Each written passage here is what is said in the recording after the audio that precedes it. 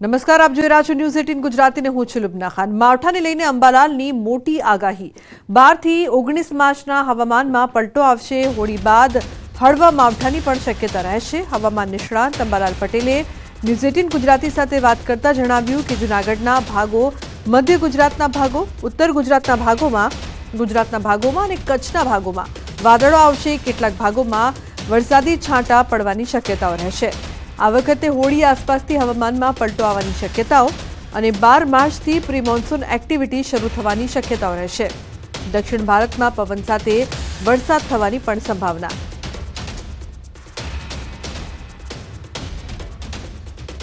ઉનાળાની શરૂઆતથી જ સૂર્યદાદા છે તે તપી રહ્યા છે। આકરી ગરમી છે તે પડી રહી છે। આપણે વધુ માહિતી મેળવીશું। આપણી સાથે છે હવામાન નિષ્ણાંત અંબાલાલ પટેલ। કાકા, જે રીતે ઉનાળાની શરૂઆત જ ખાસ કરીને અત્યારે જોઈએ તો દરિયાકાંઠાના વિસ્તારોમાં ભેજવાળા પવનો અને સાથે ગરમ પવનો ફૂંકાઈ રહ્યા છે। 39 ડિગ્રી તાપમાન પહોંચી ગયું છે। કેવું રહેશે આ વીક? હવે માર્ચ માસમાં પ્રી મોન્સૂન એક્ટિવિટી લગભગ શરૂ થવામાં છે અને ધીરે ધીરે ગરમી વધતી જશે। પણ આ વખતે એક પછી એક વેસ્ટર્ન ડિસ્ટર્બન્સ આવતા જશે, જેના કારણે ગરમીમાં વધઘટ થતી જણાશે। સૌ પ્રથમ જોઈએ તો આપણે 12 તારીખ સુધીમાં લગભગ વેસ્ટર્ન ડિસ્ટર્બન્સ આવવાના છે તારીખ 9મીએ, અને ત્યારબાદ લગભગ 12-13 તારીખની આસપાસ એક પછી એક વેસ્ટર્ન ડિસ્ટર્બન્સ આવશે, જેના લીધે તારીખ 12 સુધીમાં ગરમીમાં વધારો થશે। જેમાં ઉત્તર ગુજરાતના ભાગોમાં મહત્તમ ઉષ્ણતામાન લગભગ 40 ડિગ્રી સેલ્સિયસ જેવું થવાની શક્યતા રહેશે। પૂર્વ ગુજરાતના ભાગોમાં પણ મહત્તમ ઉષ્ણતામાન 39-40 ડિગ્રી સેલ્સિયસ જેવું થવાની શક્યતા રહેશે। લગભગ હોળીની આસપાસ તારીખ 12થી 18-19માં વાદળવાયુ આવવાની શક્યતા રહેશે।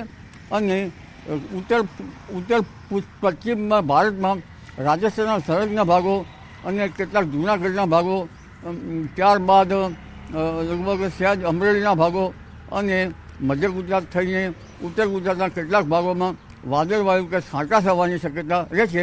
એટલે હોળી ઉપર પણ હવામાનમાં મોટો પલટો આવશે। પરંતુ હોળી બાદ હવામાનમાં માવઠું થશે હોળી ઉપર? હોળીની આસપાસ તો વાદળો આવશે। તારીખ 14મી બાદ હોળીના જે એની બાદ જે છે 14મી તારીખથી 18-19 તારીખમાં રાજ્યના કેટલાક ભાગોમાં વાદળવાયુ આવવાની શક્યતાની સાથે છાંટા પડવાની શક્યતા રહેશે।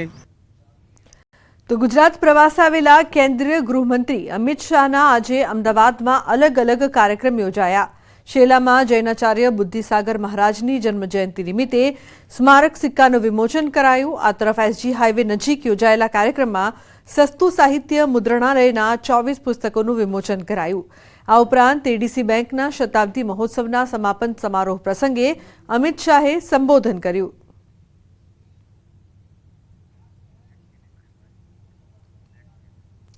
તો બીજી તરફ બનાસકાંઠામાં ચોંકાવનારી ઘટના બની છે। બાઇકમાં આગ લાગતા ચાલકનું મોત। ડીસા ભીલડી હાઈવે પર બની ઘટનાની જાણ થતાં 108 સહિત નેશનલ હાઈવે ઓથોરિટીની પેટ્રોલિંગ ટીમ પણ ઘટના સ્થળે પહોંચી હતી। બાઇકમાં અચાનક આગ લાગી કે અકસ્માત સર્જાયો, જેનું કારણ અકબંધ। મૃતદેહને ભીલડી સામૂહિક આરોગ્ય કેન્દ્રમાં ખસેડી પોલીસે વધુ તપાસ હાથ ધરી છે।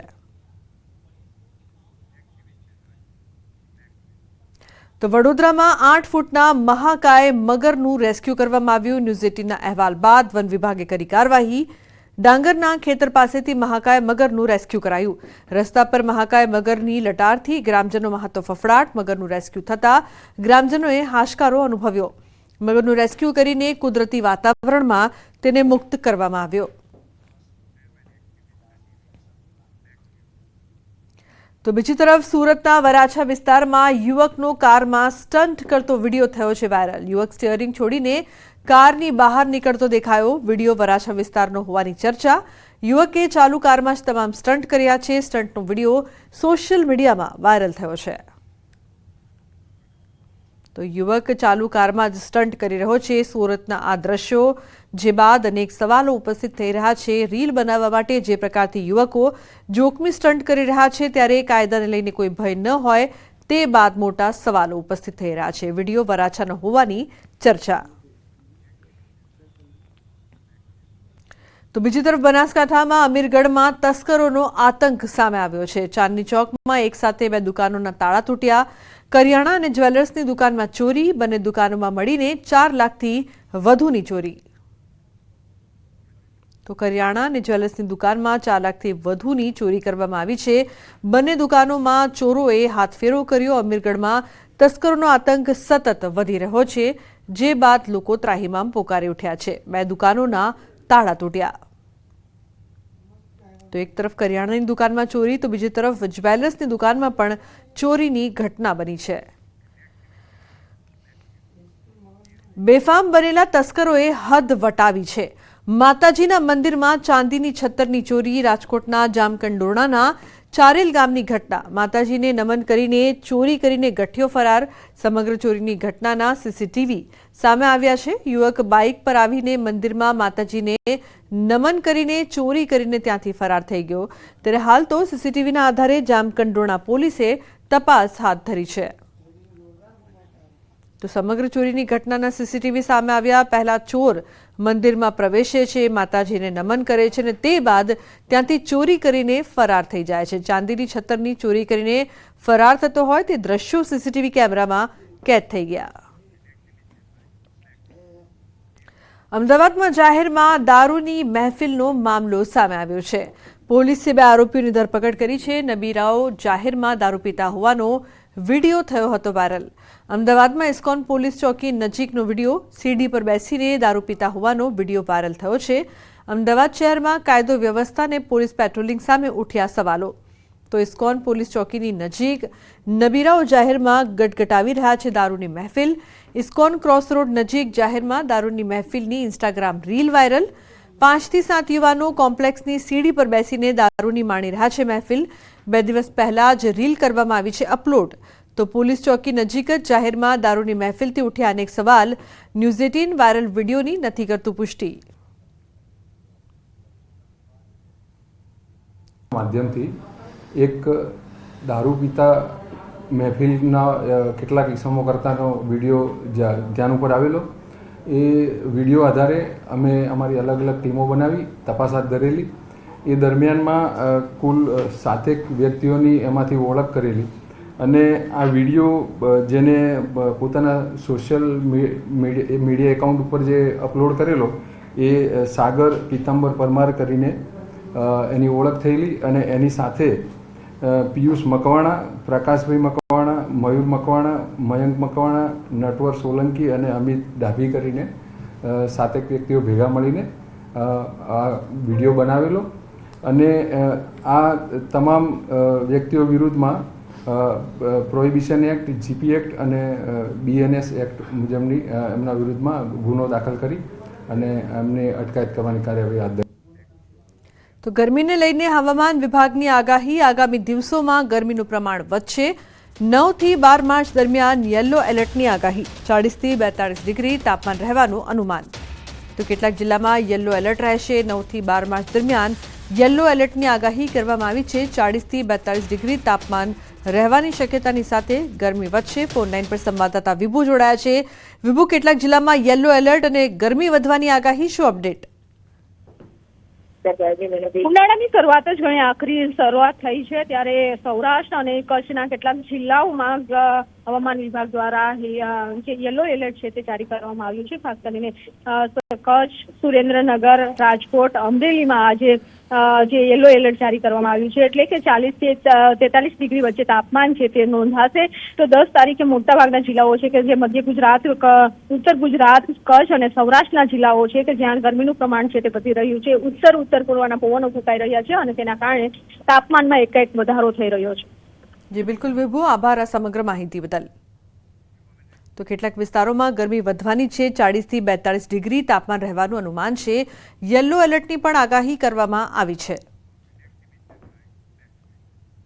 બોટાદના સાળંગપુર બીએપીએસ ખાતે રાજપૂત સમાજ સંગઠનોના મુખ્ય પ્રતિનિધિઓનું 12મું વાર્ષિક સંમેલન યોજાયું, જેમાં અલગ અલગ 196થી વધુ સંગઠનના આગેવાનો હાજર રહ્યા હતા. સમાજની એકતા અને સમાજના વિકાસ માટે ચર્ચા થઈ, જેમાં રાજપૂત સમાજ સંકલન સમિતિના સભ્ય કરણસિંહના મતે આંદોલન તેમજ પદ્માવતી ફિલ્મ વખતે થયેલા કેસો પરત ખેંચવા સરકારમાં રજૂઆત કરાશે. ઉપરાંત વિધવા પેન્શન 5000 કરાય તેવી સરકારની રજૂઆત કરાશે. ચાવડાએ રાજપૂત સમાજના શૈક્ષણિક વિકાસ માટે જમીનમાં 30% કપાતની રાહત આપતા સરકારનો આભાર પણ માન્યો. આ ઉપરાંત 14 એપ્રિલે રાજપૂત અસ્મિતા સંમેલનને 1 વર્ષ પૂર્ણ થતાં તેની ઉજવણી કરવા અંગે પણ ચર્ચા થઈ. બંધારણ બનાવવાથી માંડી અને 14મીના કાર્યક્રમનું શું કરવું, અમારી ભાવિ રણનીતિ શું હશે, પદ્માવતી વખતના પણ અમારા કેસો છે તો સરકારમાં એની કેવી રીતે રજૂઆત કરી, આ અનેક મુદ્દાઓ છે. એની આખો દિવસ અમે ચિંતન કરીશું અને સાંજે એનો એક ડ્રાફ્ટ તૈયાર થશે અને પછી આગળ શું કરવું એ રણનીતિ બધા વડીલોની અનુમતિથી અમે કરીશું. 14 તારીખે અસ્મિતા મહાસંમેલનની પહેલી વર્ષગાંઠ છે, તેથી કાંઈક ને કાંઈક કાર્યક્રમનું આયોજન કરવું. બધા જ સંસ્થાઓના પ્રતિનિધિઓ યુવાનોના બધાના સૂચનોથી કઈ રીતનો કાર્યક્રમ કરવો એ આજ સાંજ સુધીમાં સભામાં નિર્ણય લેવામાં આવશે. તો અન્ય સમાચાર આણંદથી. આણંદના કહાનવાડી ગામમાં જમીનને લઈને વિવાદ ઊભો થયો છે. ગામની 237 વીઘા જેટલી સરકારી જમીન રાજકોટના ગુરુકુળને આપવામાં આવી છે, જેને લઈને ગામ લોકોએ વિરોધ નોંધાવી જિલ્લા કલેક્ટરને રજૂઆત કરી છે. ગામ લોકોનું કહેવું છે કે પૂરની પરિસ્થિતિમાં આ સ્થળ અમારું આશ્રય સ્થાન છે. જો ત્યાં બાંધકામ થશે તો અમે પૂરની પરિસ્થિતિમાં શું કરીશું? આ જમીન અમને વિશ્વાસમાં લીધા વગર ફાળવી દેવાઈ છે. અમારા ગામમાં શિક્ષણની વ્યવસ્થા છે, અમારે ગુરુકુળની જરૂર નથી. જો આ નિર્ણય પાછો ખેંચવામાં નહીં આવે તો ગાંધી ચિંધ્યા માર્ગે આંદોલનની ચીમકી ઉચ્ચારી છે. આ અંગે કલેક્ટર દ્વારા સરકારમાં રજૂઆતની ખાતરી અપાઈ છે. સાથે જ સાંસદ મિતેશ પટેલે જણાવ્યું કે જમીન સરકારી છે, બધા નિયમ અને ધારા ધોરણ અનુસાર આપવામાં આવી છે. તેમ છતાં સંચાલકો પાસે તાલુકાના બાળકોને પ્રાથમિકતા આપવાની ખાતરી પણ લેવાઈ છે. અહીં ગુરુકુળ સંકુલ આવવાથી રોજગારી વધશે. આ મુદ્દે જો ગ્રામજનો તેમને બોલાવશે તો તેઓ ચોક્કસપણે ગ્રામજનોને સમજાવવા માટે જશે, તેમ પણ મિતેશ પટેલે જણાવ્યું. વિરોધ એ છે કે રાજકોટ ગુરુકુળને અમારા ગામને વિશ્વાસમાં લીધા સિવાય 237 વીઘા સરકારી પડતર હતું, એ 237 વીઘા સરકારી પડતર રાજકોટ ગુરુકુળને ફાળવી દેવામાં આવેલ છે. જ્યારે સ્વામીઓ અહીંયા મહેસૂલની 5 ફળાવા આવ્યા ત્યારે ગામમાં જાણ થઈ, પણ અમારું ગામ એટલું સક્ષમ છે, બાલ મંદિરથી યુનિવર્સિટીની કોલેજો સુધીનું અમારા ગામમાં જ ભણતર છે. અમે કલેક્ટર સાહેબને પણ રજૂઆત કરી અને આ 10મી તારીખે સાધારણ સભા બોલાવી અને અમે સરકારશ્રી સુધી રજૂઆત કરીશું. ગામજનોની રજૂઆત આવી છે. ગામજનોની અમુક રજૂઆત ચોક્કસ રજૂઆત સાથે એક રજૂઆત કરી છે, જે અમે સરકારશ્રીમાં સાદર કરીશું. લેટરો લખીએ છીએ આપણે, સરકારે ધારા ધોરણ મુજબ ત્યાંની તમારે જંત્રી મુજબ જ જે સરકારના કોઈ નુકસાન ના જાય એ રીતની જમીનની ફાળવણી કરેલી છે. રૂપિયા એ પ્રમાણે લીધેલા છે. એ તો બીજા કોઈ પણ માગી હોત તો પણ એટલા જ પૈસા ભરાવડાવત. એમાં ક્યાંય સરકારને કોઈ રીતનું નુકસાન થયેલું નથી. જો ગ્રામજનો મને બોલાવશે અને વાત કરવા, ટોપિક કરવા માટે, આની પર ચર્ચા કરવા માટે એ લોકોનો મને બોલાવવામાં આવશે તો હું જરૂરથી ત્યાં જઈશ, એમને સમજાવવાનો